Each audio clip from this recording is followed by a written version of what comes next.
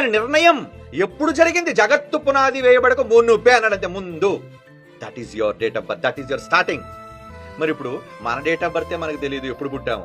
మరి యేసు ప్రభు ఎప్పుడు పుట్టాడు మీకెలా తెలుసు? ఈ చెప్పాలి అంటే ఎప్పుడు తనలో యేసును వేరుగా హీఈస్ మై సన్, నేడు నిన్ను కన్నాను అని ఆయన అనుకున్న రోజేదో అది తండ్రికి మాత్రమే తెలుసు. ఏ ఒక్కరికి, పరలోకమందున్న కుమారుడికైనా దూతలకైనా మనకి గాని ఎవ్వరికి ఆయన రెండో రాకడ టైమే తెలియలేనప్పుడు ఇంకా ఆయన ప్రారంభం, ఆయన పుట్టుక ఎలా తెలుస్తా చెప్పండి? దానినే మీకు అర్థం అవడానికి దట్ ఈస్ యువర్ స్టార్టింగ్. మీ పుట్టుక అనే పదప్రయోగం చేశాడు. నిజానికి పుట్టినవాడా ఉన్నవాడా? మళ్ళీ అడుగుతున్నాను, మనమంతా పుట్టిన వాళ్ళమా ఉన్నవాళ్ళమా? ఎప్పుడో ఉన్నవాళ్ళం మనం, ఎప్పటి నుంచో ఉన్నవాళ్ళం మనం. కానీ తన సంకల్పంలో ఏం చేశాడు? తన సంకల్ప ప్రకారము కన్యను అనే పదం ఉంటుంది చూడండి. యాకోబు పత్రిక, వెరీ ఇంపార్టెంట్ మాట ఇది, వెరీ వెరీ ఇంపార్టెంట్. యాకోబు పత్రిక 2వ అధ్యాయం, క్షమించండి 1వ అధ్యాయం 18 వచనం. యాకోబు పత్రిక 1వ అధ్యాయం 18 వచనం.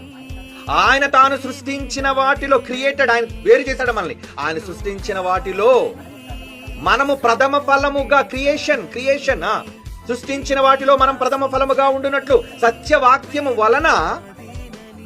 ఎందుకంటే మనకంటే ముందు ఎవరు పుట్టేశారు? మన అన్నగారు పుట్టాడు. అంటే మన ఎవ్వరిని తన కడుపులో అనుకోక ముందు యేసును అనుకున్నాడు. నా మొదటి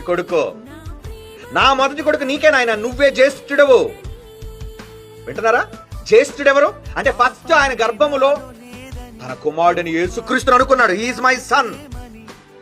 తర్వాత ఆయన ద్వారా, నాయన నా సంకల్పం ఏంటంటే ముందుగా నిన్ను కొడుకు అనుకున్నాను కదా, నీ ద్వారానే తర్వాత మిగతా వాళ్ళందరూ, నీ తమ్ముళ్ళు, నువ్వు జ్యేష్ఠుడివి, నీ ద్వారానే వీళ్ళందరూ నా దగ్గరకు రావాలి, నా పిల్లలుగా పిలువబడాలి.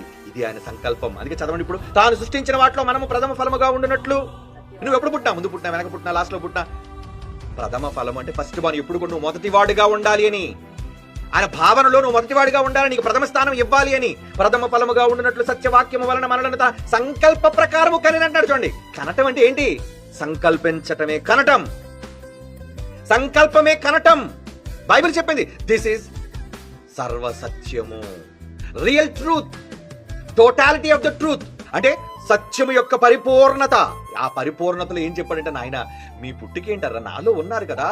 యోబు ఉన్నాడు ముందే గర్భములో, ఒకవేళ ఉన్నాడు, లేవి ఉన్నాడు, 3 తరాలకు ముందే అబ్రహాము గర్భములో ఉన్నవాడు.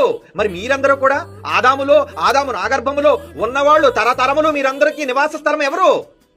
నేనే దేవా.